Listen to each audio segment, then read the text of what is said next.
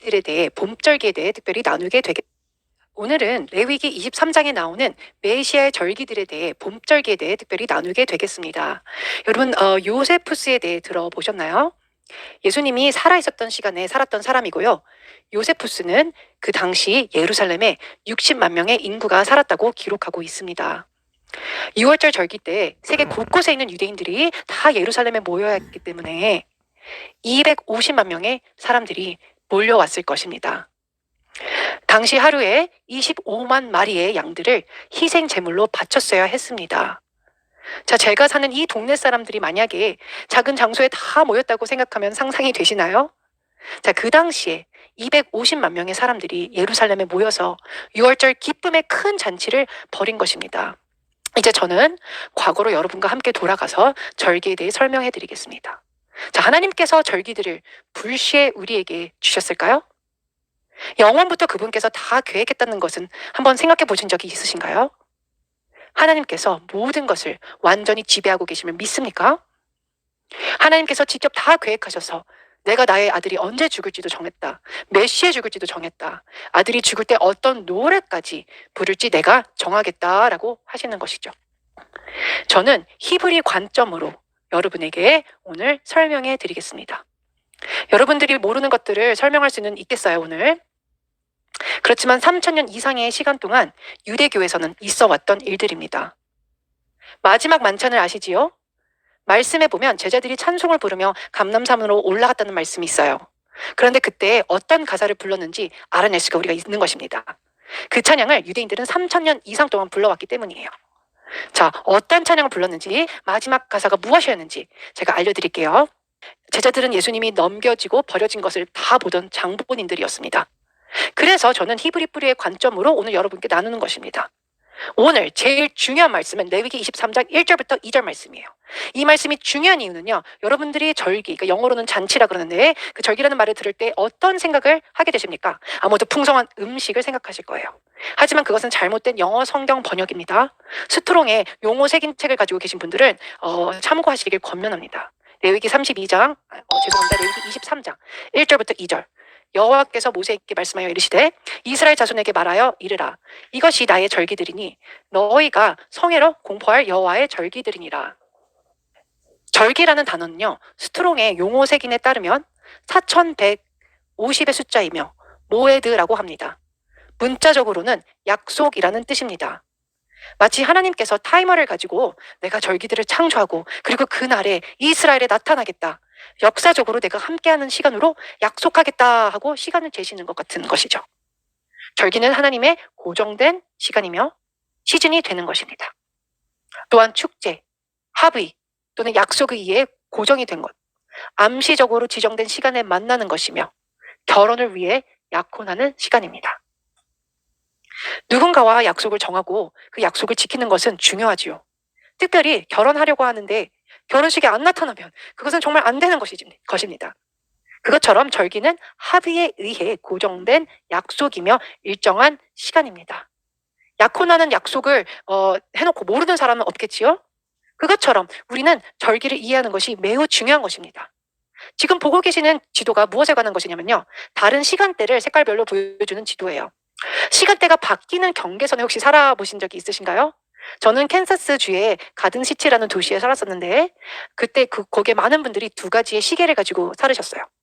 어떤 시간대에 살고 있지만 10분 거리에 떨어진 직장은 또한 다른 시간대라면 여러분은 어떠실 것 같으세요? 이런 곳에 살지 않으면 이런 생각을 아마 해보지 않으셨을 겁니다. 두 개의 시계를 가지고 사는 사람들은 사실 그대로 한 시간대에 살아도요, 다른 시간대로 가서 일해야 하는 고충을 가지고 있습니다. 시간대가 변하는 도시에 사는 사람들은 이렇게 살고 있어요. 한 시간대에 살고 또한 다른 시간대에서 일하는 것은 매우 복잡한 것인데요. 하지만 주어지면 지켜야 하겠지요. 그것처럼 성경력이 있는가 하면 율리어스 시저가 과거 로마 때 만든 달력도 있는 것입니다. 하나님께서 하나님의 시간대가 있으십니다. 우리의 시간대도 있어요. 하나님의 달력과 우리의 달력이 있습니다. 교회가 한 몸으로서 성경력을 이해하는 것은 매우 중요해요. 우리는 율리우스력이 필요합니다. 우리가 살아가면서 쓰는 달력이기 때문이에요. 하지만 하나님의 달력을 아는 것은 매우 중요합니다. 창세기 1장 14절을 보면 하나님이 이르시되 하늘의 궁창에 광명체들이 있어 낮과 밤을 나뉘게 하고 그것들로 징조와 계절과 날과 해를 이루게 하라. 우리는 하늘의 광명체들이 날과 해를 이루는 것을 잘 이해하지만 또 이 말씀에 징조와 계절을 이루게 하라고 했는데 그게 무슨 뜻일까요? 자, 여기서 징조와 계절할 때 계절은 사계절을 의미하는 것이 아닙니다. 계절은 레위기 23장에서 본 절기, 모에드란 뜻이에요. 그래서 약속을 뜻하는 것이죠. 징조는 또한 히브리어로 맹세라는 것을 뜻하고 신호를 보낸다는 의미입니다. 신약의 그 동방박사 3명이요. 하늘에서 신호를 보내는 그 사인을 본 것입니다. 그들은 정한 시간을 알았던 것이에요. 해, 달, 별들은 우리에게 정한 시간, 그 절기를 알리는 신호가 되는 것입니다. 레위기 23장에서 또한 우리가 볼 수 있는 것은 거룩한 성회라는 단어입니다. 성회라는 뜻이 무엇일까요? 히브리어로 미크라라고 하고요. 또한 총 리허설을 의미하는 것입니다. 자, 연극을 해보셨으면 아시겠지만 실제로 연극을 회중 앞에 하기 전에 총 리허설을 하지요. 총 리허설을 통해서 연기자들이 어떻게 연극이 연출되는지 알게 됩니다. 콘서트장에서도 마찬가지로 리허설을 꼭 해서 무대 위에 그 위치를 파악하고 그 모든 것이 어떻게 되는지 잘 알아야 됩니다. 이 절기들은 실제로 일어날 일의 총 리허설을 의미하는 것입니다. 1500년 기간의 그 시간 동안 유대인들은 니산월 14일에 6월절 양을 잡았습니다. 왜냐하면 1500년 후인 니산월 14일 그 날에 6월절 양 대신 예수님이 죽으실 것이기 때문이지요. 우리는 이 리허설에 대해 더 나누게 될 것이며 또한 어떻게 지켜야 하는지 계속 알아보게 될 것입니다. 진짜 놀라운 것들을 보게 되실 것이에요. 레위기 23장 2절을 다시 보게 되시면요. 제가 쉽게 알아들을 수 있게 단어들을 저의 버전으로 한번 바꿔봤습니다. 레위기 23장 2절. 이스라엘 자손에게 말하여 이르라. 이것이 내가 정한 신성한 약속들이니 너희가 총 리허설로 공포할 여호와의 약속들이니라. 자, 이 말씀을 제가 서두에 읽었을 때 그 이후로 제가 좀 설명을 한 다음에 여러분들 이해시킨 다음에 제가 한번 바꾼 그 버전으로 말씀을 보시니까 이해가 좀 더 잘 되시나요? 하나님께서는 역사에 그분의 신성한 절기들을 지정하셨는데 그 절기들은 초림에 관한 것뿐만 아니라 재림에 관하여 또한 말하고 있습니다. 공포하라라는 단어는 미크라 또는 카라에서 파송되었고 부르다라는 또한 뜻을 갖고 있습니다. 청함을 받은 자들을 부르다 또한 언급하기 위해 발행하기 위해 읽기 위해라는 뜻을 가지고 있습니다. 그래서 지금 제가 여러분 앞에서 설명하고 또한 언급하고 있지요. 그죠? 저는 주님의 절기들을 여러분께 공포하면서 그 중요성을 우리가 이해하길 원하는 것입니다. 브릿 하다시아 그 신약에서 있는 마태복음 22장 3절에서 4절을 보겠습니다. 그 종들을 보내어 그 청한 사람들을 혼인잔치에 오라 하였더니 오기를 싫어하거늘 다시 다른 종들을 보내며 이르되 청한 사람들에게 이르기를 내가 오찬을 준비하되 나의 소와 살찐 짐승을 잡고 모든 것을 갖추었으니 혼인잔치에 오소서 하라 하였더니 자, 공포하라 라는 뜻과 똑같은 컨셉인 것이에요. 이 말씀은 종들이 혼인잔치가 준비됐다고 오라고 초대하는데 사람들이 안 가려고 하는 게 여러분 믿겨지시나요? 그래서 우리가 6월절을 먼저 배우려고 합니다. 레위기 23장 5절부터 6절. 첫째 달 열 나흔 날 저녁은 여호와의 6월절이요. 이달 15째 날 그날은 여호와의 무교절이니 이래 동안 너희는 무교병을 먹을 것이요. 레위기 23장 2절에요. 이것이 여호와의 절기들이라고 하셨어요. 그리고 하나님께서 직접 나의 절기들이라고 하셨어요. 유대인의 절기라고 또한 이스라엘의 절기라고 하지 않으셨어요. 나의 절기들이라고 하셨어요. 그래서 유대인의 6월절이 아닌 하나님의 6월절인 것입니다. 여러분이 하나님께 속한다면 6월절도 여러분께 속하게 되는 것이에요. 모든 절기가 여러분께 속하게 되는 것입니다. 그런데 그 이튿날, 두 번째 날은 같은 달에 15일이 되는데요. 무교절이 시작됩니다. 그래서 무교절 7일 동안 무교병을 먹게 되는 것이에요. 6월절이 14일에 있고요. 15일에 무교절이 시작돼서 7일 동안 진행이 되는 것입니다. 레위기 23장 10절에서 11절 또 다른 절기를 함께 보게 되겠습니다. 자, 우리는 유교절과 무교절을 방금 함께 했고요. 그 다음 절기에 대한 말씀을 볼게요. 이스라엘 자손에게 말하여 이르라. 너희는 내가 너희에게 주는 땅에 들어가서 너희의 곡물을 거둘 때 너희의 곡물의 첫 이삭 한 단을 제사장에게로 가져갈 것이요.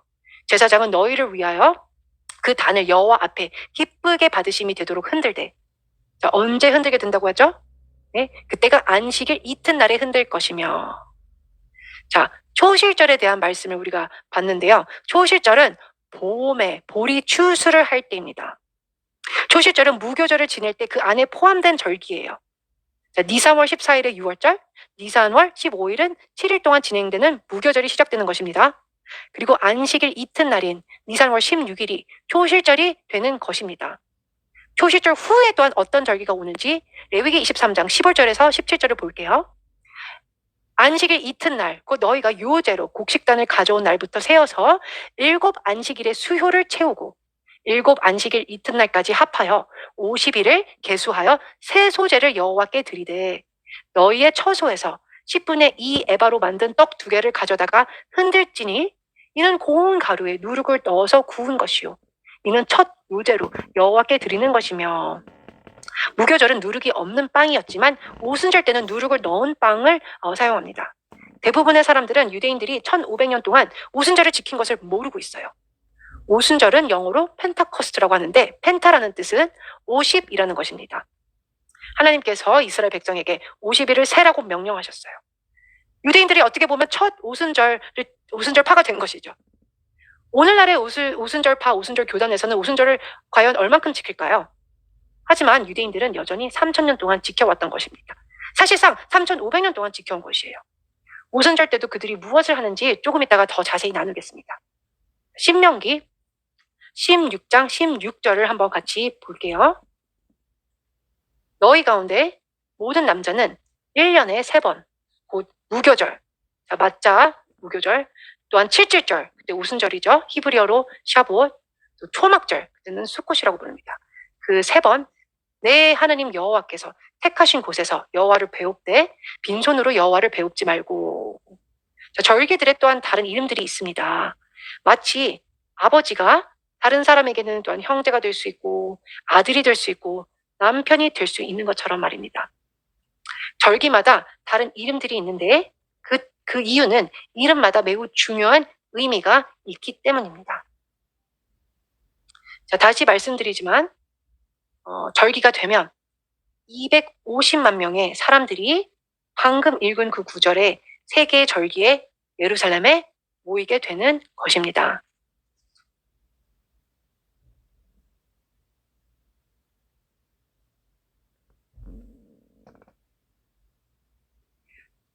민수기 9장 2절에서 3절을 여러분과 함께 보겠습니다.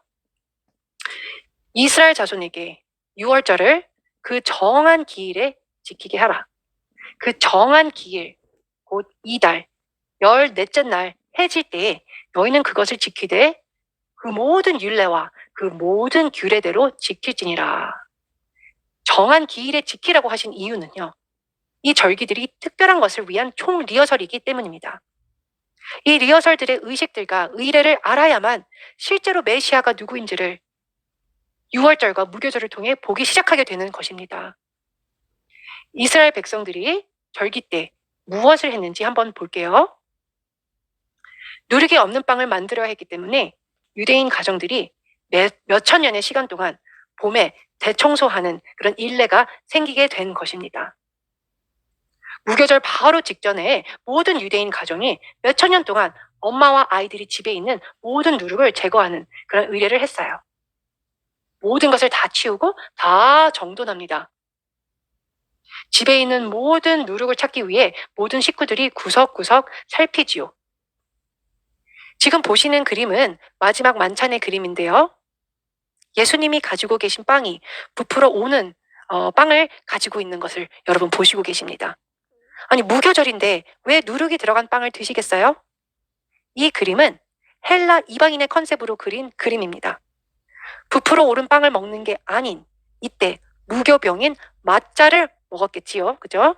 이런 헬라적인 잘못된 컨셉들이 많이 이 그림에 담겨 있습니다. 우리가 다 오늘 그것을 찾아볼 수는 없지만 여러분들이 히브리적인 그 사고방식으로 보실 수 있게 제가 도와드렸습니다. 그래서 그 당시 어떤 일들이 일어났는지 더 쉽게 이해할 수 있게 말이지요. 출애굽기 12장 15절 말씀을 보겠습니다. 너희는 이래 동안 무교봉을 먹을지니 그 첫날에 누룩을 너희 집에서 제하라. 무릇 첫날부터 일곱째 날까지 유교병을 먹는 자는 이스라엘에서 끊어지리라.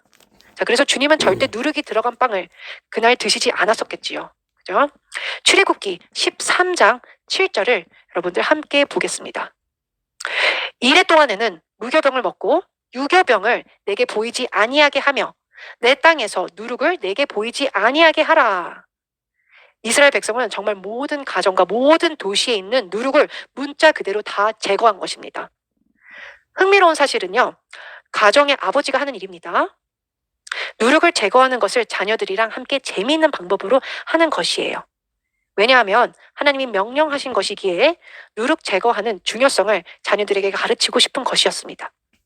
그 당시에 전기가 없으니까 각 가정의 아버지들은 촛불과 새 깃털을 가지고 옵니다. 엄마는 온 집안이 다 깨끗이 누룩이 청소된 이후에 아무도 모르게 몰래 오븐 아래에 누룩을 숨겨두게 됩니다. 그러면 모든 자녀들이 아버지와 함께 집을 돌아다니면서 혹시라도 안 치운 누룩이 있나 보게 됩니다. 자녀 중에 한 명이 나무 숟가락을 가지고 또 다른 자녀는 그 세마포천, 리넨천을 가지고 누룩을 함께 찾게 되는데요. 마침내 아버지가 촛불을 비추게 되어 자녀들이 누룩을 발견할 수 있게 되는 것입니다. 아버지는 그럼 나무 숟가락과 새 깃털로 누룩을 만지지 않은 채 나무 숟가락에 그 깃털로 땅에 있는 누룩들을 쓸어서 담습니다. 그런 다음에 세마포천으로 감싸고 촛불과 모든 것을 밖으로 가지고 나가서 공동체가 함께 불을 피워요. 모든 이웃이 똑같은 일을 하게 되는데요. 밖에 가지고 나온 모든 것을 다 모아서 그 다음날에 큰 불을 피우고 태우는 것입니다. 자, 이것이 왜 중요하냐면 촛불은 하나님의 말씀을 의미하고 깃털은 성령님을 뜻하기 때문이에요. 그래서 누룩을 깃털로 쓸어서 나무 숟가락에 담는 것입니다. 나무 숟가락은 십자가이고 세마포에 쌓여지게 되는데 예수님이 그렇게 되셨지요. 진 밖으로 보내지게 되고 희생 제물이 되셨습니다. 이스라엘 백성들이 하는 이 모든 것이 다 앞으로 일어날 총 리허설이었던 것입니다. 촛불에 대한 말씀을 볼게요. 시편 119편 105절. 주의 말씀은 내 발의 등이요 내 길의 빛이니이다. 또한 깃털에 대한 말씀을 볼게요. 시편 91편 4절. 그가 너를 그의 기수로 덮으시리니 내가 그의 날개 아래에 피하리로다. 그의 진실함은 방패와 손방패가 되시나니. 또한 나무 숟가락에 대한 말씀 보겠습니다. 신명기 21장에 따르면 범죄로 인해 나무에 사람을 달고 죽일 때 하나님께 저주이기 때문에 밤새 두지 말라고 써 있습니다. 무교병에 대한 말씀 고린도후서 5장 21절에 따르면 죄를 알지 못하신 그분이 무교병이 되신 것입니다.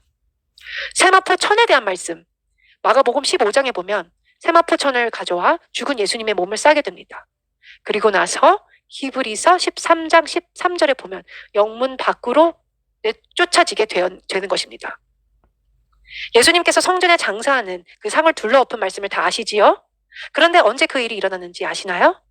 이제는 그 시점을 잃어버리지 않으실 것이에요. 6월절 전에 아버지를 도와 누룩을 없애는 그 똑같은 시간에 일어난 일이었습니다.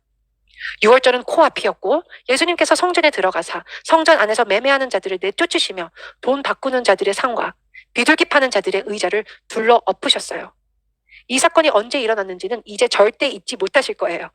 아버지를 도와 그 집에 있는 누룩들을 제거하신 것입니다. 이 모든 사건들을 다른 관점으로 어떻게 일어났는지 또한 보게 되실 것입니다.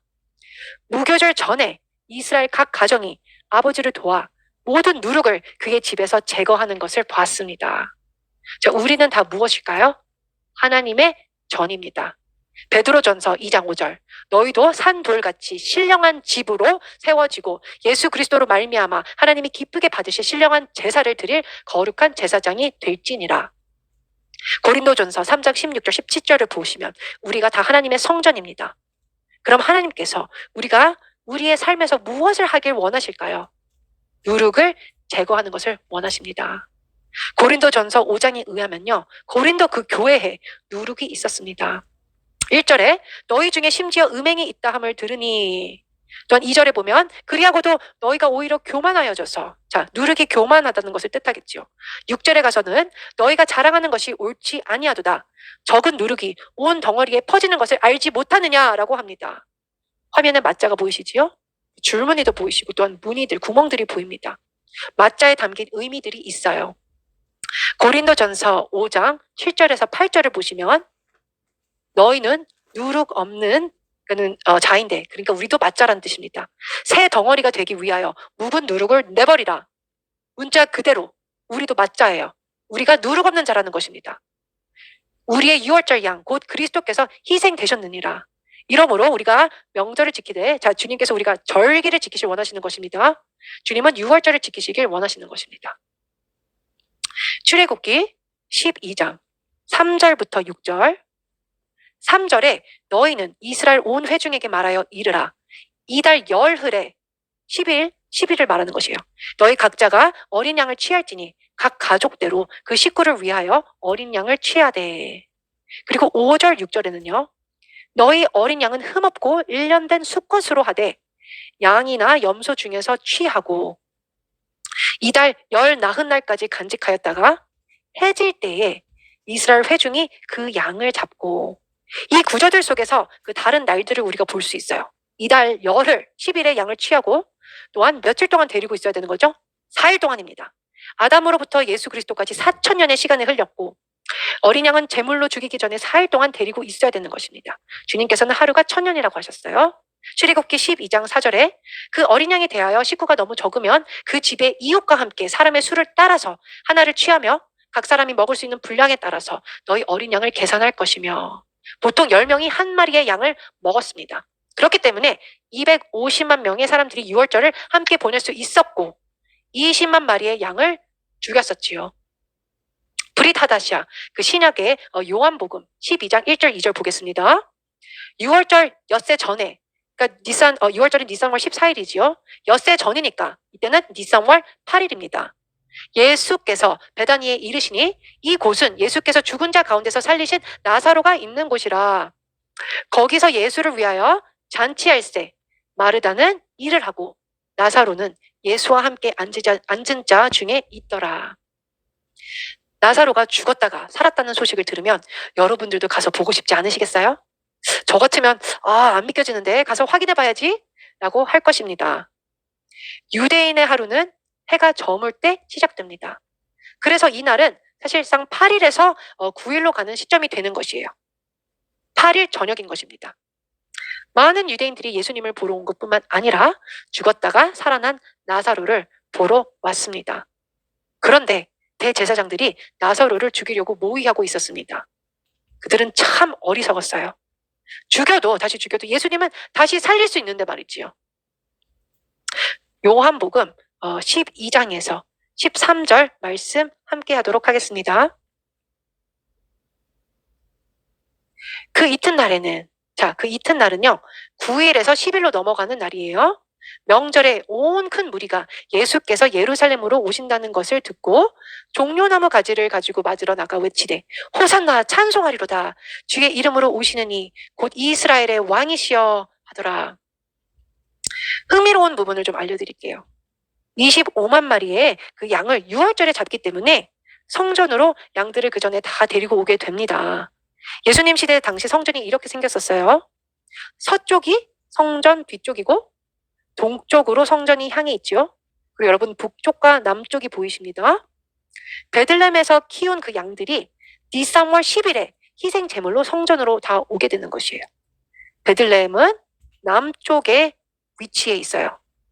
그래서 예루살렘에 너무나 가까워서 정말 금방 갈 수 있는 거리입니다. 니산월 10일에는 대제사장들이 양들을 데리고 북쪽에 있는 양의 문으로 들어가는데 대제사장은 이스라엘을 위한 양 한 마리를 또한 데리고 있게 됩니다. 다 같이 노래를 부르는데요. 시편 118편을 불러요. 24절에서 26절. 이 날은 여호와께서 정하신 것이라 이 날에 우리가 즐거워하고 기뻐하리로다. 여호와여 구하옵나니 이제 구원하소서. 구원은 히브리어로 호산나라고 하지요. 여호와여 우리가 구하옵나니 이제 형통하게 하옵소서. 여호와의 이름으로 오는 자가 복이 있으며 우리가 여호와의 집에서 너희를 축복하였도다. 이 노래를 할렐이라고 부릅니다. 할렐루야가 여기서 파생된 거예요. 모든 절기마다 백성들이 시편을 부르는데 113편에서 118편까지 부릅니다. 그들의 찬송가가 되는 것이에요. 사람들은 대제사장이 6월절 어린 양을 성전에 데리고 가는 것을 보고 있는 것입니다. 그런데 예수님은 어디로 이송하셨죠? 감람산 동쪽의 베다니에서 동문으로 들어가시고 또한 백성들이 동일한 시점에 할례를 예수님을 향해 부르는 것입니다. 양들이 북쪽에서 올 때 예수님은 동쪽에서 오셨지만서도요, 그들이 불렀던 그 노래들이 바로 리허설을 한 것입니다. 대제사장들은 화가 났었어요. 왜냐하면 예수님을 향해 사람들이 이 노래를 불렀기 때문이에요. 자, 다시 정리하자면 6월절 어린 양들이 성전으로 올 때와 같은 날에 예수님도 성전에 입성하신 것입니다. 바로 같은 날이에요. 마가복음 11장 9절 또한 11절에서 15절을 보시면 9절에 앞에서 가고 뒤에서 따르는 자들이 소리 지르되 호산나 찬송하리로다 주의 이름으로 오시는 이여. 그리고 그 이튿날은 니사월 10일이 되는데 그날 성전의 상들을 둘러 엎으신 것입니다. 이제는 10일에서 11일로 가는 시점에 무슨 일을 할까요? 양들을 점검합니다. 흠이 없는 양들이어야 하기 때문이에요. 여기에서 우리는 양을 점검하는 리허설을 하는 것을 보게 돼요. 예수님도 헤롯 땅이랑 바리새인들에게 보내지게 됩니다. 4일 동안 양을 검사하게 되는데요. 대제사장들이랑 장로들, 서기관들이 예수님을 죽이려고 거짓 증거들을 찾아보지만 아무 증거도 찾지 못하게 됩니다. 많은 거짓 증언자들이 오지만 거짓 증언은 찾지 못하게 됩니다. 양을 검토하는 날에 예수님도 같은 과정을 겪게 됩니다. 누가복음 23장 볼게요. 4절 빌라도가 대제사장들과 무리에게 이르되 내가 보니 이 사람에게 죄가 없도다 하니. 헤롯도 거짓 증거를 찾지 못했어요. 여기에서 흠도 없고 점도 없는 어린 양을 성취하시는 것을 문자 그대로 보게 됩니다. 자, 세대의 식사가 이것과 관련이 있어요. 화면에 보시는 대로 그 당시 6월절 식사를 이렇게 준비했습니다. 요한복음 13장 23절을 보면 예수의 제자 중 하나 곧 그가 사랑하시는 자가 예수의 품에 의지하여 누웠는지라. 그 당시 그들은 바닥에 앉아서 식탁을 함께 했고 화면에 보시는 대로 디귿 모양으로 식탁을 차렸을 것입니다. 요한은 제자 중 가장 어린 제자였습니다. 가장 어린 제자는 예수님의 오른쪽에 항상 앉아 있었습니다. 화살표가 가리키고 있죠. 마치 가장 어린 자녀가 아버지의 오른쪽에 앉는 것처럼 말이에요. 가장 나이가 많은 자녀는 아버지의 왼편에 앉게 되고 그 자리가 상속이 되는 것입니다. 가룟 유다가 나이가 제일 많았다는 것을 알 수 있어요. 요한이 예슈아, 그 히브리어로 구원이라는 뜻이죠. 예슈아의 오른쪽에 앉았었습니다. 어머니 마리아는 아들 예슈아를 부를 때마다 그 뜻이 문자 그대로 나의 구원 이리 오너라 라는 것이죠. 어쨌든 간에 6월절 식탁이 이렇게 차려졌을 것이고요. 베드로는 요한 예수님의 그 반대편, 그 화살표에 지금 보시는 화살표에 앉아 있었을 것입니다. 매번 세대의 식사 때마다 가장 어린 자가 4개의 질문을 하게 됩니다. 그 질문 중 하나는 왜 이날 밤은 다른 날 밤이랑 다르지요? 입니다.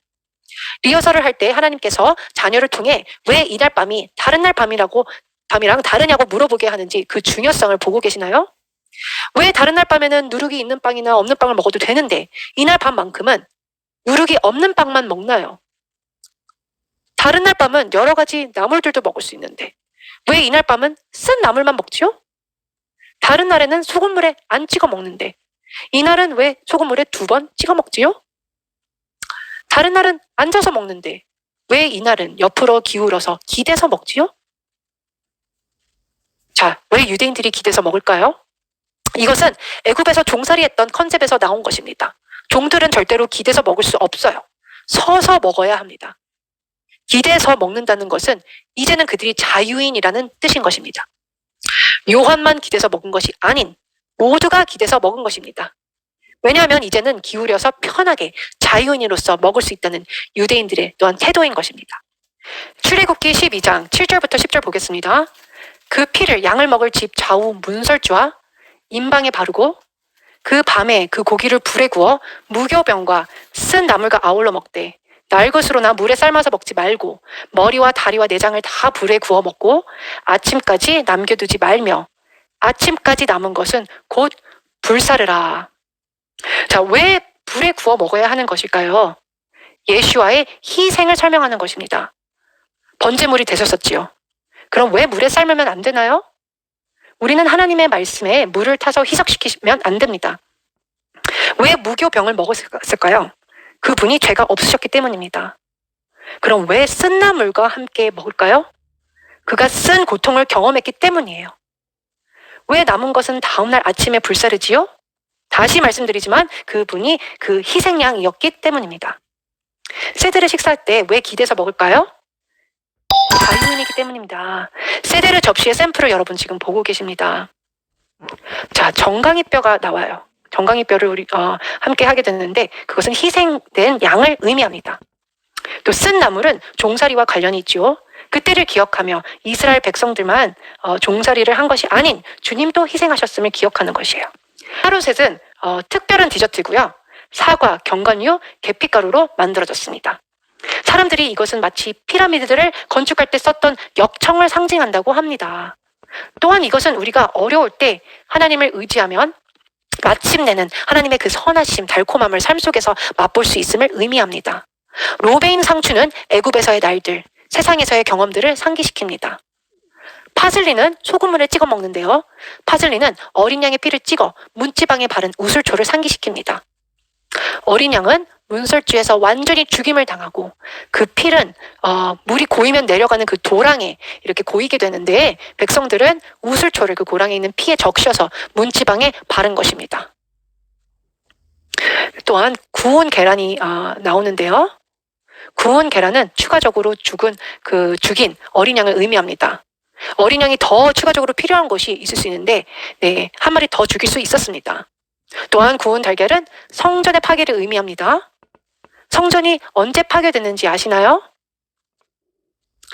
AD 70년에는 새로시 지은 성전이 무너진 것이었지요. 첫 번째 성전이 솔로몬 성전이 무너졌을 때는 그럼 언제일까요?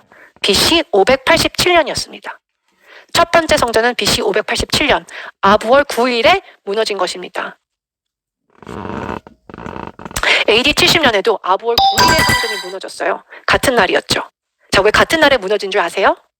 10명의 그 정탐꾼이요. 가나안에 대한 부정적인 보고를 한 날이 아부월 9일이었기 때문입니다.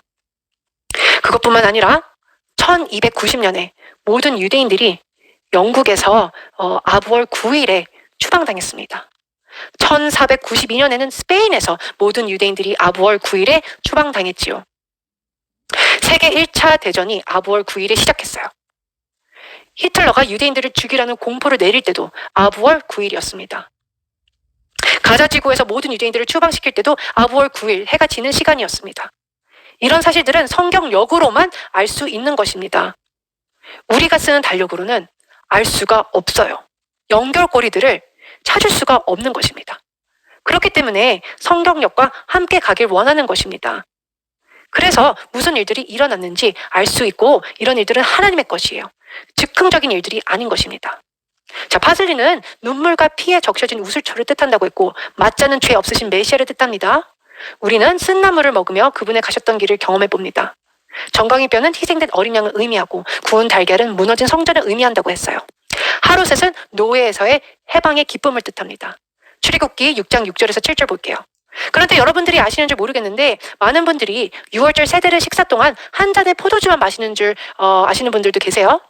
근데 4잔을 마시게 됩니다. 항상 4잔을 마셔왔습니다. 각 잔마다 중요한 의미가 있음을 좀 이따가 좀 알려드릴게요. 이 말씀을 기반으로 4잔을 마신 것입니다. 출애굽기 6장 6절에서 7절. 그러므로 이스라엘 자손에게 말하기를 나는 여호와라. 내가 애굽 사람의 무거운 짐 밑에서 너희를 빼내며 이것이 첫 번째 잔. 그들의 노역에서 너희를 건지며 두 번째 잔.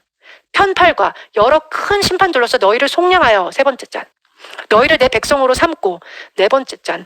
나는 너희 하나님이 되리니. 자, 누가복음 22장 17절. 이에 잔을 받으사 감사기도 하시고 이르시되 이것을 갖다가 너희끼리 나누라. 그러면 몇 구절 다음에 나가면 20절에는요. 저녁 먹은 후에 잔도 그와 같이 하여 이르시되 이 잔은 내 피로 세우는 새 언약이니 곧 너희를 위하여 붓는 것이라. 누가복음 22장을 보면 적어도 2잔을 마시게 되는 것을 알 수 있어요. 식사 전과 식사 후에 마시는 잔들. 하지만 사실상 4잔을 마십니다. 첫 번째 컵은 성별의 잔. 내가 애굽 사람의 무거운 짐 밑에서 빼내며 이 말씀과 연결되어 있습니다. 주님께서 우리를 세상의 짐 밑에서 빼내셔서 감사하지 않으세요? 이 땅의 죄짐으로부터 우리를 자유케 하시길 원하는 주님을 나타내는 것입니다. 여러분이 애굽 사람의 종이라고 한번 상상해 보세요. 큰 짐을 가지고 가는데 주님께서 그 큰 짐을 가져가 버리셨습니다. 너무너무 좋은 것입니다. 그런데 무엇이 문제일까요? 여전히 족쇄를 차고 있는 애굽에 있다라는 것입니다. 첫 번째, 성별의 컵의 성별은 구별되다라는 뜻이에요. 주님께서는 백성들을 구별시키시고 그들의 짐을 다 제거하셨어요. 출애굽기 4장 22절에서 23절. 너는 바로에게 이르기를 여호와의 말씀에 이스라엘은 내 아들 내 장자라. 내가 네게 이르기를 내 아들을 보내주어 나를 섬기게 하라 하여도 내가 보내주기를 거절하니 내가 내 아들 내 장자를 죽이리라. 이것은 장자에 대한 전투라고 할 수 있겠습니다. 자, 말씀에 우리는 두 주인을 섬길 수 없라고 그 복음서에 써있지요. 히브리어 단어로 섬기다라는 단어는 아바드라고 합니다. 문자 그대로 예배자라는 것을 뜻해요. 이스라엘 백성이 애굽에 있는 한은 그들은 하나님을 섬길 수 없고 바로를 섬길 수밖에 없다라는 뜻입니다. 그래서 하나님께서 예배를 받으시려면 백성들을 따로 구별하셔서 바로를 섬김으로부터 자유케 해야 하셨습니다. 그들의 비애로부터 꺼내줄 뿐만 아니라 하나님께서 그들이 하나님을 예배하길 원하셨습니다. 백성들을 선택하시고 구별하셨는데 이들이 여전히 애굽에 있을 때 그러셨어요. 그리고 애굽은 세상을 뜻합니다. 다음 컵은 기억의 잔입니다.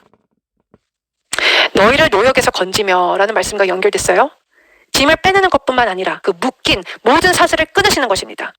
우리가 이 세상으로부터 묶여있는 모든 사슬을 또한 주님은 끊길 원하세요. 짐을 빼내고 제거해 주실 뿐만 아니라 세상으로부터 묶인 사슬을 끊어주시는 주님이십니다. 결박은 아바드란 단어와 형태가 비슷한 아보다라고 하는데요. 모든 종류의 일을 한다는 것을 뜻합니다. 로마서 6장 16절. 너희 자신을 종으로 내주어 누구에게 순종하든지 그 순종함을 받는 자의 종이 되는 줄을 너희가 알지 못하느냐. 주님은 우리가 세상을 섬기길 원하시지 아니하시고 그분을 섬기길 원하십니다. 백성들의 무거운 짐을 빼내시고 사슬이 끊어짐을 받습니다. 하지만 하나님께서 구속의 값을 지불하기 전까진 그들은 자유가 아직은 아니에요. 아직도 백성들이 애굽에 있어요. 무거운 짐이 제거되고 사슬이 끊어졌지만 여전히 애굽에 있어요. 값이 지불되고 구속되어야 하는 것입니다. 바로 세 번째 잔으로 이어지게 되는데요. 유대 역사에서 세 번째 잔은 항상 구속의 잔으로 알려졌습니다. 나의 편팔로 너희를 속량하여 라고 말씀에 써 있어요. 편손이라고 써 있지 않고 편팔이라고 써 있습니다. 자, 그러면 편팔이라는 단어를 볼 때 무엇이 생각날까요? 자, 우리가 이렇게 야구를 할 때 야구공을 이렇게 던지거나 아니면은 배트로 힘차게 치거나 할 때 많은 힘이 필요한 것입니다. 그렇죠? 그래서 편팔은 큰 힘을 상징합니다. 예레미야 32장 17절. 슬프도소이다 주 여호와여 주께서 큰 능력과 펴신 팔로 천지를 지으셨사오니 주에게는 할 수 없는 일이 없으시니이다. 창조에 대해 생각할 때 위대한 능력을 보게 되고 여러 광물들이 얼마나 많은 돈보다도 가치가 있는지 다 우리는 상상할 수 없습니다. 이 지구상뿐만 아니라 모든 그 행성의 금 또한 은 모든 그 광물들 그 등등 얼마나 가치가 있겠어요. 하나님은 무엇으로 그것들을 만드셨을까요? 아무것도 사용하지 않으셨습니다. 이 모든 것들을 비용을 들어 만들지 않으셨어요. 우주 만물의 창조에 대한 값은 그럼 얼마였을까요? 값이 없는 것입니다. 그러면 구속도 그분의 똑같은 능력으로 된 것인데 구속은 값이 어떻게 되나요? 창조에 비해 여러분은 얼마나 가치 있다고 말씀에 써있지요? 그 어떤 것과도 비교할 수 없는 이 땅의 영혼들은 가치가 있는 것입니다. 주님께서 편팔로 속량하신다고 하셨는데 바로 그렇게 주님이 하신 것입니다. 펴신 팔로 우리를 구속하셨습니다. 그 값은 측량할 수가 없어요. 자, 우리가 또한 말씀에서 보면 주 예수께서 잡히시던 밤에 떡을 가지사 축사하시고 떼어 가라사대 이것은 너희를 위하는 내 몸이니 이것을 행하여 나를 기념하라 라고 하셨습니다. 자, 아피코멘 그 헝겊에 있는 맞자에 대해서 여러분께 알려드리고 싶어요. 자, 보시는 것은 맞자 헝겊인데요. 세 부분으로 나뉘어 있습니다. 세 개의 맞자를 각 부분에 집어넣게 돼요. 세대를 식사 때 중간에 있는 맞자를 그래서 꺼내게 됩니다. 성부, 성자, 성령의 맞자 중에 중간에 있는 성부의 맞자를 꺼내는 것입니다. 그래서 꺼내서 부러뜨립니다. 부러진 맞자는 누구를 의미하는지 아시겠지요? 그러면 부러뜨린 그 맞자를요, 아피코멘 헝겊에 집어넣게 됩니다. 조그만 헝겊은 아피코멘 헝겊인 것이에요. 자, 가정에 아버지께서 그러면 이것을 집안에 숨겨놓습니다. 줄무늬와 그 구멍들이 있는 맞자는 부러지게 되어 세마포 헝겊에 숨겨지게 되는 것입니다. 세 번째 잔, 구속의 잔대에 숨겨지게 되는 것입니다. 그래서 결국에 나중에는요, 그 숨겨진 아피코멘을 찾게 됩니다. 유대인들이 세데르 때마다 이것을 하는 것이죠. 아피코멘의 뜻은 내가 왔다라는 것입니다. 놀랍지요? 네. 자, 네 번째 잔을 볼 텐데, 네 번째 잔은 회복의 컵, 또한 수락의 컵입니다. 너희를 내 백성으로 삼고 나는 너희의 하나님이 되리니의 말씀과 연결됩니다. 주님이 우리를 백성으로 삼음에 얼마나 감사한지 모릅니다. 하나님께서 위대한 값으로 여러분들을 사셨다는 것은 얼마나 여러분들을 귀중하게 여기시는지 모른다는 것입니다. 에베소서 1장 4절부터 7절에 세데르의 네 잔에 대해서 언급되어 있습니다. 주님이 우리를 어디서 택하시고 어디에서 거룩하고 흠없게 또한 이렇게 하셨는지, 우리는 그분으로 인해 속량을 받고 죄사함을 받았고 택함을 받지요. 그래서 이 구절에 세데르의 그 네 잔, 포도주 네 잔이 다 설명되어 있는 것입니다. 마가복음 14장 26절을 보겠습니다. 이에 그들이 찬미하고 감람산으로 가니라. 제자들이 예수님이 잡히시기 직전에 그들이 찬미하고 찬양을 부른 것인데요. 모든 절기마다 유대인들이 어떤 그 부분의 시편의 찬양을 부르는지 아세요? 모든 절기마다 시편 113편에서 118편을 부르는데 할렐이라고 합니다. 시편 118편이 제자들이 마지막으로 그 불렀던 찬양이었는데요. 또한 유대인들도 마지막으로 불렀던 찬양. 예수님이 배반되기 직전에 마지막으로 부른 문구가 무엇이었을까요? 시편 118편 21절에서 24절. 주께서 내게 응답하시고 나의 구원이 되셨으니 내가 주께 감사하리이다. 건축자가 버린 돌이 집 모퉁이의 머릿돌이 되었나니 이는 여호와께서 행하신 것이요 우리 눈에 기이한 바로다. 자, 히브리어로 구원을 뭐라고 하지요? 예슈아라고 합니다. 그래서 118편에 또한 아래에 있는 말씀 보시면 27절. 여호와는 하나님이시라. 그가 우리에게 빛을 비추었으니 밧줄로 절기 제물을 제단 뿔에 맬지어다. 이 말씀들을 제자들이 예수님의 배반하기 직전에 부른 것입니다. 마가복음 15장 21절. 마침 알렉산더와 루포의 아버지인 구레네 사람 시몬이 시골로부터 와서 지나가는데 그들이 그를 억지로 같이 가게 하여 예수의 십자가를 지우고, 이때가 제3시였는데 바로 아침 9시입니다. 그 시간은 아침 제사를 할 때이고요. 6월절 양을 제단 뿔에 매는 시간이었어요. 그 시간 예수와께서 십자가에 매달리셨습니다. 우리는 총 리허설을 하는 것이에요. 예수와를 십자가에 매달고 바로 똑같은 시간에 6월절 양을 제단에 묶어놓은 것입니다. 마태복음 27장 45절. 제6시로부터 온 땅에 어둠이 임하여 제9시까지 계속되더니. 제6시는 정오를 뜻합니다. 제9시는 또한 사도행전 3장 1절에 제9시 기도 시간에 베드로와 요한이 성전에 갈새. 제6시와 제9시를 봤어요. 자, 제9시 또한 기도 시간임을 알게 됩니다. 십자가에 처형되기 전과 그 후에 기도 시간들이 있어요. 자, 그리고 나서 요한복음 19장 30절에 이렇게 써 있습니다. 예수께서 신 포도주를 받으신 후에 이르시되 다 이루었다 하시고 머리를 숙이니 영원히 떠나가시니라. 제9시가 몇 시지요? 오후 3시입니다. 그때가 저녁 제사를 드릴 시간이에요. 대제사장이 6월절 어린 양을 죽일 때 그때가 바로 주님께서 십자가에 처형된 시간입니다. 정해진 절기이기 때문에 이 모든 것이 다 총 리허설인 것입니다. 6월절 어린 양을 죽인 대제사장은 다 이루었다라고 또한 말해요. 이 땅을 위한 어린 양의 희생이었습니다. 자, 6월절은 끝났습니다.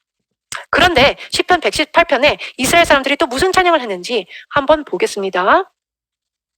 여호와는 나의 능력과 찬송이시오 또 나의 구원 예슈아가 되셨도다.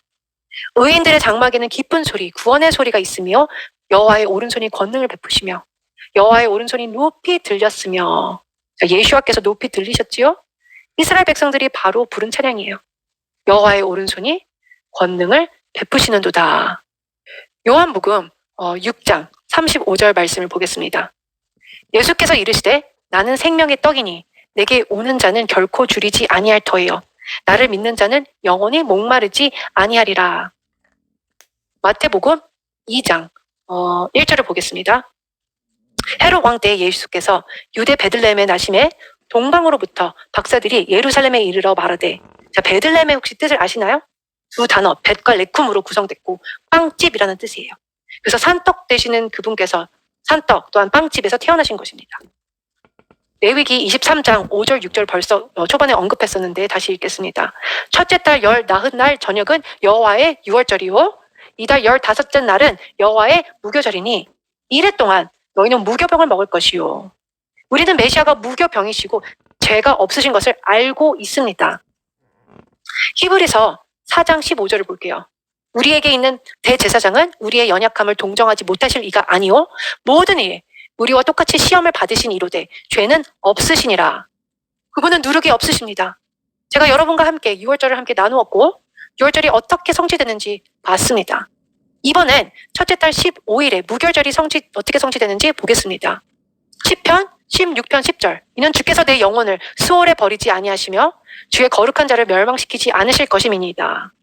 첫 번째 6월절에서 애굽의 장자들이 첫째 달 14일에 죽었습니다. 그 다음 날에 그들의 장자들을 땅에 묻었어요. 바로 아버지가 첫째 아들을 땅에 묻는 것이에요. 15일에 이것을 한 것입니다. 하나님께서도 그 똑같은 날에 당신의 장자를 묻으셨는데 그때 무교절이었죠. 그럼 무교절은 왜 7일이 걸릴까요? 6월절이 있고요. 그 다음 날부터 무교절이 7일 진행되는데 요한계시록 13장에 연관된 구절에는 창세 때부터 죽임당한 어린 양에 대해 나옵니다. 하나님의 계획 가운데서 그것이 있었는데 그 다음에 7일의 창조가 있었어요. 1000년이 하루 같다는 말씀이 있습니다. 또한 우리가 7000년의 천년 왕국의 통치가 곧 일어날 것이라는 것도 알고 있습니다. 그것은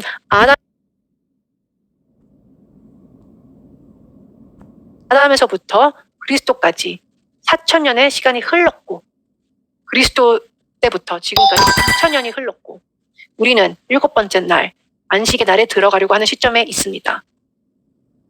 창세기 2장 2절에서 3절 하나님이 그가 하시던 일을 7째 날에 마치시니 그가 하시던 모든 일을 그치고 7째 날에 안식하시니라. 람세스를 또한 백성들이 그 애굽을 떠났을 때 첫 번째 달 15일에 떠났어요. 6월절 다음 날이지요.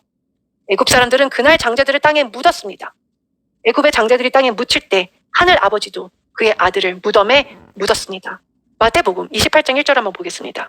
안식일이 다 지나고 안식 후 첫날이 되려는 새벽에 막달라 마리아와 다른 마리아가 무덤을 보려고 갔더니 이때는 어떤 절기였을까요? 레위기로 가서 한번 살펴보겠습니다.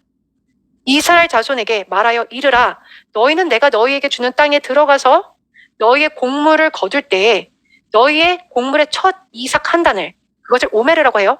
제사장에게로 가져갈 것이요. 제사장은 너희를 위하여 그 단을 여호와 앞에 기쁘게 받으심이 되도록 흔들되 안식일 이튿날에 흔들 것이며. 자, 안식일 이튿날은 무슨 날이죠? 그리스도께서 부활의 첫 열매가 되신 시간. 그때가 바로 대제사장이 보리 추수의 첫 곡물을 요제로 흔들 때입니다. 예수와께서 부활의 첫 열매가 되셨습니다. 초실절을 성취하셨습니다. 또한 이삭단은요 히브리 말로 오메르라고 합니다. 이삭단은 또한 사람들을 뜻해요. 시편 126편 6절에 울며 씨를 뿌리러 나가는 자는 반드시 기쁨으로 그 곡식단을 가지고 돌아오리로다. 그런데 주님께서는 죽음에서 부활하셨고 잠든 자들의 첫 열매가 되셨습니다. 사도행전 26장 23절 곧 그리스도가 고난을 받으실 것과 죽은 자 가운데서 먼저 다시 살아나사 이스라엘과 이방인들에게 빛을 전하시리라 함이니이다. 6월절에 이를 성취하셨고 무교절의 이들을 성취하셨을 뿐만 아니라 보리 추수를 하는 초시설 때 제사장이 첫 열매를 흔듭니다. 예수와께서는 부활의 첫 열매이십니다.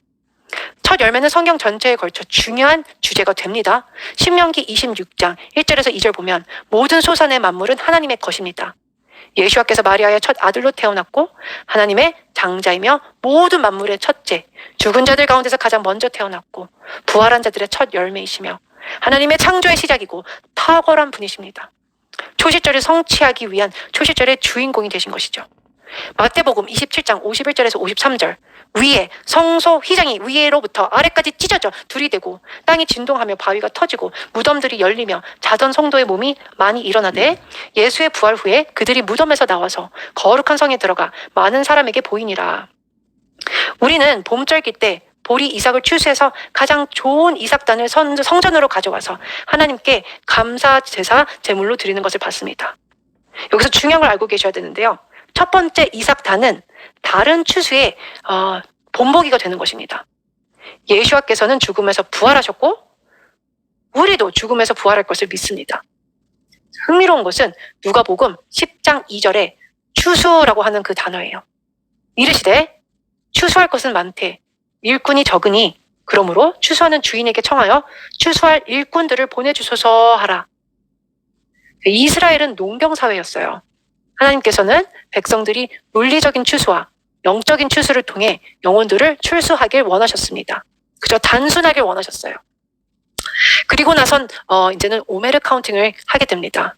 히브리어로 오메르라고 하고요. 또한 영어로는 그것을 이삭단이라는 것으로 뜻합니다. 말씀에 그 날을 세라고 하나님께서 명령하셨지요. 그래서 초실절이 끝나자마자 이삭단의 오메르 카운팅을 하는 것입니다. 7번의 안식일을 지나가야 하는 것이에요. 50일을 세야 되는 것이죠. 그래서 오순절이라는 단어가 숫자에서 파생된 것입니다. 이스라엘은 1500년 동안 오순절을 지켜오고 있었습니다. 자, 여기 미국에서는 독립기념일을 200년 동안 지내왔었지요. 네. 1500년 동안 제자들이 성령을 받기 전까지 그 오순절을 지내오고 있었던 것입니다. 첫 번째 오순절은 그럼 언제였을까요? 시내산에서 토라를 받을 때였습니다. 율법을 받고 성령도 받은 날이지요. 율법을 받은 지 얼마 되지 않은 시점에 조금 있다가 3,000명이 죽게 됩니다.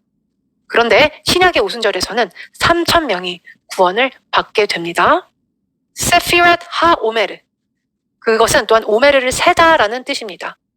백성들이 날짜를 매일 세면서 나아가는데 매일매일이 정말 그들에게 중요한 것입니다. 날을 세면서 기대하면서 나아가는 것은 정말 신나는 일이에요. 어렸을 때 생일이 오기를 기다리면서 마치 날짜를 세는 것처럼 말이지요. 또한 할머니가 집에 오시려면 일주일이 남았다. 아니면 내 생일이 오려면 17일이 남았는데 이렇게 날짜를 세곤 했었죠. 그런데 조금 다른 점을 우리가 찾을 수 있어요. 보통 우리가 날짜를 셀 때는 카운트 다운을 합니다. 10, 9, 8, 7, 6 이렇게 카운트 다운을 해요. 하지만 오메르 카운팅은 숫자를 거꾸로 세지 않고 앞으로 세어갑니다. 오메르 카운트 첫째 날, 둘째 날 이렇게 날짜를 50일까지 세게 되는 것입니다. 자, 유대인들은 토라를 받기엔 아직 영적으로 시내산에서 준비가 되지 않았었어요. 200년 동안 그 세계 부도덕의 중심지로 알려진 이집트 사회에서 살았었기 때문이지요.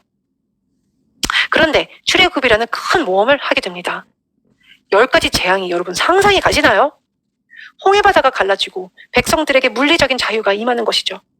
그런데 놀라운 것은요, 어떠한 영향력 있는 경험을 한다고 할지라도 그것이 성품을 바꾸지는 않습니다. 그것은 성품은 단지 하나님 안에서 시간이 지나면서 훈련과 여러 가지 그 조정을 통해서 고쳐지는 것입니다. 하나님은 백성들이 애굽을 떠나 토라를 주기 전에 왜 50일을 기다렸을까요? 애굽에 있을 때 토라를 줬을 수도 있었을 텐데. 왜냐하면 애굽은 세상을 뜻하기 때문이에요. 백성들을 애굽에서 출애굽은 시켰는데 이집트의 문화는 사람들에게 출애굽시키기는 아직은 힘듭니다. 또 다른 경기를 치러야 하는 것과 같은 것이에요.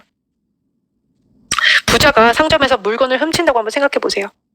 말이 안 되죠? 그리고 세미나마다 따라다니고 좋은 것을 들었는데도 며칠 정도는 효과를 보겠지만 삶에는 변화가 없는 경우들이 아주 많습니다. 우리 레위기 25장 8절에서 9절을 보겠습니다. 너는 7 안식년을 계수할지니 이는 7년이 7번인즉 안식년 7번 동안 곧 49년이라. 7째 달 여름날은 속죄일이니 너는 뿔나팔 소리를 내되 전국에서 뿔나팔을 크게 불지며. 자, 계속 7이라는 숫자가 나오는 것이 흥미롭죠? 7일의 창조, 7일 동안의 무교절, 또한 7주는 49일이고요. 신년은 49년의 마지막에 선포가 되는 것입니다. 복음서에 주님께서는 회당에서 이사야 61장을 읽으신 말씀이 이제 나와요. 주 여호와의 영이 내게 내리셨으니 포로된 자에게 자유를, 갇힌 자에게 노임을 선포하며. 그것을 읽으셨는데요. 이때가 어떤 날인지 제가 설명해 드릴 수 있습니다. 왜냐하면 레위기 25장을 보면 희년은 오직 욤 키푸르 때만 공포할 수 있기 때문입니다. 예수님은 공생의 사역을 시작할 때 희년을 선포한 것이에요. 우연의 일치였을까요? 자, 오메르 카운팅은 왜 할까요? 그것은 바로 하나님이 하라고 해서입니다. 날의 계수는 다음 절기까지 하게 되는 것인데 시작하는 날은 첫 수확한 보리를 성전으로 가져가는 날입니다.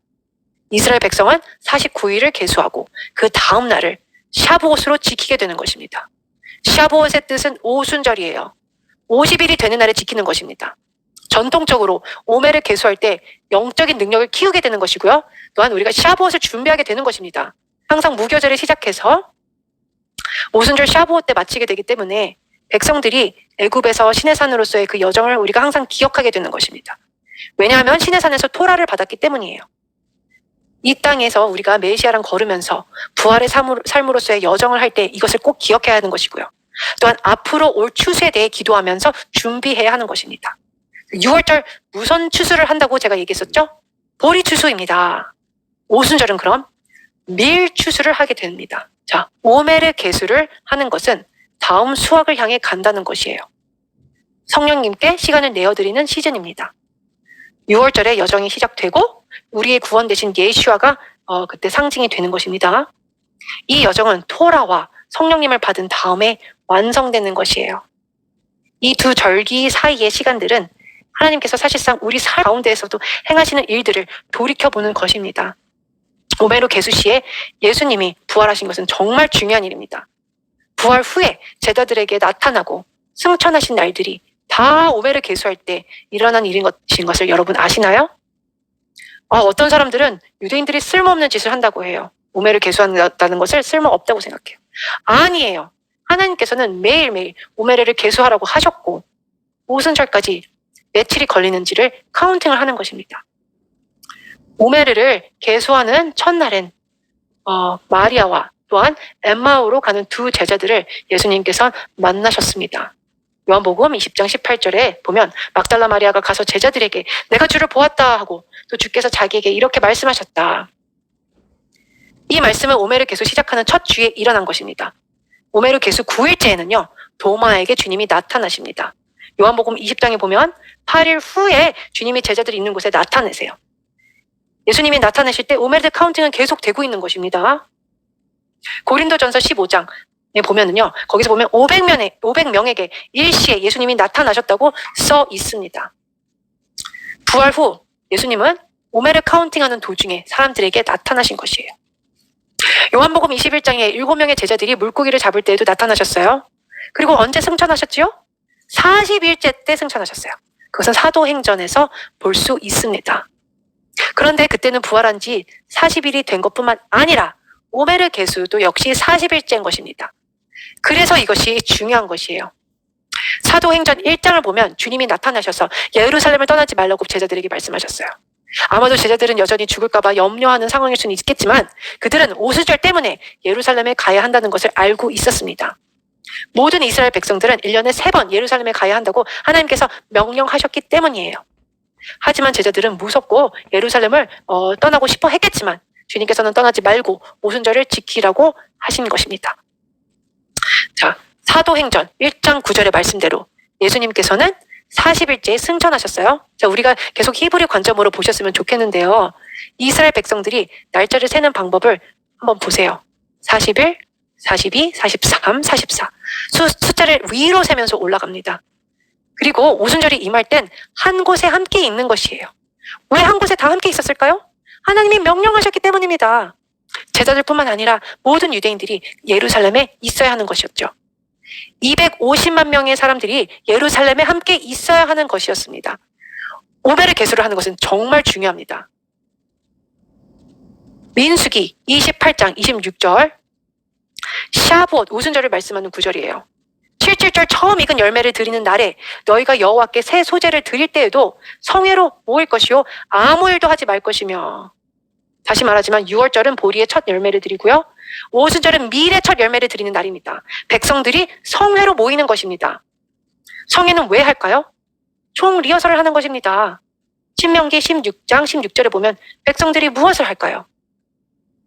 너희 가운데 모든 남자는 1년에 3번 곧 무교절과 77절과 77절은 오순절 초막절에 내 하나님 여호와께서 택하신 곳에서 여호와를 배웁되 빈손으로 여호와를 배웁지 말고. 이스라엘 백성들은 1500년 동안 오순절을 지켜왔습니다. 백성들은 오순절 때 그 땅에서 난 곡물로 빵 2개를 첫 요제로 여호와께 바치게 되는데 고운 가루에 누룩을 넣어서 구워야 합니다. 누룩을 꼭 넣어 구운 빵이어야 합니다. 이 2빵은 유대인과 이방인을 뜻합니다. 우리는 여전히 죄, 누룩이 있지요. 그래서 대제사장이 오순절 때 첫 열매로 만든 이 빵을 요제로 주님께 드립니다. 제사장은 그 첫 이삭의 빵과 함께 2마리 어린 양을 여호와 앞에 흔들어서 요제로 삼게 되고요. 이것들은 다 여호와께 드리는 성물이 되고 또한 제사장에게 돌리게 되는 것이고 이 날에 성회를 공포하고 총 리허설임을 알리는 것입니다. 자, 무슨 일이 또한 이 날에 일어났을까요? 사도행전 2장 1절부터 5절.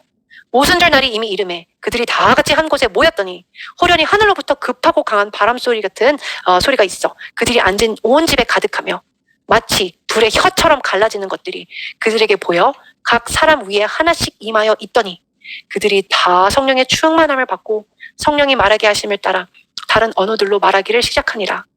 그때 경건한 유대인들이 천하 각국으로부터 와서 예루살렘에 머물러 있더니. 자, 예루살렘에 있다고 했습니다. 왜 있다고 했죠? 하나님이 명령하셨었기 때문이에요. 1500년 동안 이들이 절기를 지켜오고 있었고 이들에게 이것은 새로운 사실이 아니에요. 자, 아까 읽은 2절과 3절 다시 읽을게요. 호련히 하늘로부터 급하고 강한 바람 소리가 있어 그들이 앉은 온 집을 가득하며 마치 불의 혀처럼 갈라지는 것들이 그들에게 보여 각 사람 위에 하나씩 임하여 있더니. 흥미로운 구절은 다음 구절이에요. 이들은 술에 취한 것이 아니에요. 이 시간은 바로 대제사장이 2개의 빵을 요제로 흔들 때의 시간이에요. 총 리허설인 것입니다. 그때 성령님이 부어진 것이에요. 우연의 일치일까요? 총 리허설이 반복되는 패턴들을 여러분들이 계속 보고 계십니다. 출애굽기 23장 14절에서 16절. 너는 매년 3번 내게 절기를 지키지니라. 너는 무교병의 절기를 지키라. 맥추절, 샤보어 77절이라고 하는 그 절기죠. 우리 히브리어로는 또 다른 이름으로 하카수어라고도 하고요. 그 뜻은 또 추수절이라는 뜻입니다. 맥추절, 그리고 나서 수장절, 초막절을 지키라. 오순절 시즌에는 큰 추수, 수확이 있었습니다. 그날 무슨 일이 일어났지요? 3,000명의 사람들이 세례를 받고 주님을 영접했어요. 큰 추수가 있었던 것입니다. 사도행전 4장 4절을 보겠습니다. 말씀을 들은 사람 중에 믿는 자가 많으니 남자의 수가 약 5,000이나 되었더라. 말씀을 들을 자들이 주님께 영광 돌리고 토라에 열심인 수만 명의 유대인들이 주님을 믿게 됐습니다. 큰 추수를 한 것이지요. 이 모든 것들이 총 리허설인 것입니다. 언제가 첫 번째 오순절이라고 했지요? 시내산에서 토라를 받을 때입니다. 출애굽기 19장 16절에서 18절입니다. 셋째 날 아침에 우레와 번개와 빽빽한 구름이 산 위에 있고 나팔 소리가 매우 크게 들리니 진중에 있는 모든 백성이 다 떨더라. 18절을 보면 시내산의 연기가 자욱하니 여호와께서 불 가운데서 거기 강림하심이라. 제자들이 성령 받을 때랑 같지요? 이게 다 연결이 되어 있습니다. 유대인들이 수천 년 동안 오순절 때 출애굽기 19장을 읽는 것을 여러분 아시나요? 유대인들이 밤을 새면서 성경책을 읽는데요. 그들이 읽는 그 부분이 바로 리허설을 하고 있는 부분을 읽는 것입니다. 출애굽기 19장이 바로 그 말씀 중 하나예요. 하나님께서 불로 임하는 말씀. 그리고 유대인들이 또 무슨 말씀을 읽는지 보겠습니다. 에스겔서를 읽는데요. 에스겔서 1장 4절. 내가 보니 북쪽에서부터 폭풍과 큰 구름이 오는데 그 속에서 불이 번쩍번쩍하여 빛이 그 사방에 비치며 그 불 가운데 단쇠 같은 것이 나타나 보이고. 지금 제가 사도행전을 읽은 것이 아닙니다. 에스겔서에 성령의 역사가 또한 나오게 됩니다. 생물들이 갈 때 내가 그 날개 소리를 들으니 바퀴들도 그 곁에서 들리니 이는 생물의 영이 그 바퀴들 가운데에 있음이니라. 사도행전 2장에서도 호련히 하늘로부터 급하고 강한 바람 같은 소리가 있어 그들이 앉은 집에 마치 불의 혀처럼 갈라지는 것들이 그들에게 보여 각 사람 위에 하나씩 임하여 있더니 가득하며. 자, 바로 이 말씀들이 이스라엘 백성들이 1500년 동안 오순절 때 읽은 말씀입니다. 에스겔서 말씀이에요. 에스겔서 36장 26절도 보겠습니다. 또 새 영을 너희 속에 두고 새 마음을 너희에게 주되 너희 육신에서 굳은 마음을 제거하고 부드러운 마음을 줄 것이며. 첫 번째 오순절에는 돌판에다가 토라를 새겼지만 에스겔서 말씀처럼 이제는 토라를 우리 마음에 새겨주시는 것입니다. 이사야 24장 5절부터 6절. 땅이 또한 그 주민 아래서 더럽게 되었으니 이는 그들이 율법 토라를 범하며 율례를 어기며 영원한 언약을 깨뜨렸습니다. 그러므로 저주가 땅을 삼켰고 그 중에 사는 자들이 정죄함을 당하였고 땅의 주민이 불타서 남은 자가 적도다. 시편 119편 53절도 보겠습니다. 주의 율법 토라를 버린 악인들로 말미암아 내가 맹렬한 분노에 사로잡혔나이다. 자, 절기 때 유대인들이 또한 룻기서를 또한 읽습니다. 룻기서 2장 23절. 이에 룻이 보아스의 소녀들에게 가까이 가서 보리추수와 밀추수를 마치기까지 이삭을 주우며 그의 시어머니와 함께 거주하니라. 보리추수는 6월절을 뜻한다고 했어요. 밀추수는 오순절을 의미합니다. 룻기는 유대인과 이방인이 함께함을 뜻합니다. 한 세 사람으로 추수를 함께하며 메시아 오심을 앞당기는 것입니다. 놀라운 사실은 룻은 히브리어로 친구라는 뜻이에요. 이스라엘의 친구가 되어서 추수를 하러 함께 일한 것이지요. 다른 며느리 오르바는 히브리어로 뜻이 목이 곧다, 뒤돌아서다 라는 뜻입니다. 이 둘의 다른 점은요, 어떻게 이스라엘을 대하느냐에 있는 것입니다. 이스라엘의 친구가 되어주는 친구는 그 룻과 같아서 추수를 같이 하고 메시아 오심을 앞당기고요. 오르바 같은 교회는 또한 이스라엘에게 등을 돌리고 자기 신에게 돌아가는 교회인 것입니다. 요한계시록 14장 18절. 또 불을 다스리는 다른 천사가 제단으로부터 나와 예리한 낫 가진 자를 향하여 큰 음성으로 불러 이르되 내 예리한 낫을 휘둘러 땅에 포도송이를 거두라. 그 포도가 익었느니라 하더라. 지금 이 구절에서는요, 어떤 추수에 대해 말씀하고 있죠? 볼이나 밀추수가 아닌 포도 추수를 말씀하고 있어요. 과일 수확은 7번째 달에 합니다. 봄절기는 메시아의 초림의 총 리허설인 것처럼 가을절기는 재림의 총 리허설인 것입니다. 주님의 일들이 그 날에, 그 각 날에 일어나는 것이에요. 자, 봄절기는 3개가 있어요. 6월절.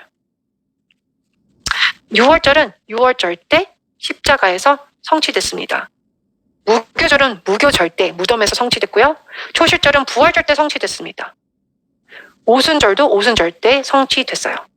3개의 가을 절기는요, 이제는 욤테루아, 욤키푸르, 초막절입니다. 주님은 과거, 현재, 미래 항상 같으세요. 봄 절기들을 성취하셨다면 가을 절기들도 이루실 것입니다. 교회가 요한계시록의 주님의 재림에 대해 이해하지 못한다면 히브리 관점으로 이해하셔야 합니다. 앞으로의 일들이 절기 따라 순서대로 일어날 것이기 때문입니다.